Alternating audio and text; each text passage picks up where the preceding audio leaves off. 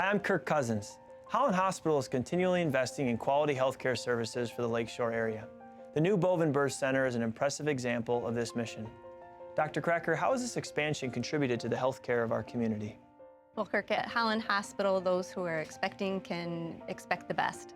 We've completely redesigned and expanded the Boven Birth Center. There will be 21 mom and baby rooms where baby will room in with the mom rather than going to the nursery. But of course, if moms desire some rest, they can always send baby to the Well Baby Nursery. We have 8 delivery rooms and 4 triage rooms where people can be evaluated or held for a short time. We'll have 2 new C-section rooms also. We have a Special Care Nursery where we can take babies down to 32 weeks, so 8 weeks earlier than their due date. This has a pediatrician available who is just in the hospital, has no office hours outside to take care of those babies that are in the special care. They're premature.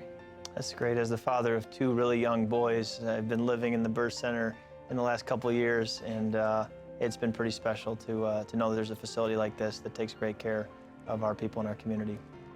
Well, it's quite a place. There's more information about Boven Birth Center online, including how to schedule your tour. Visit hollandhospital.org for more information.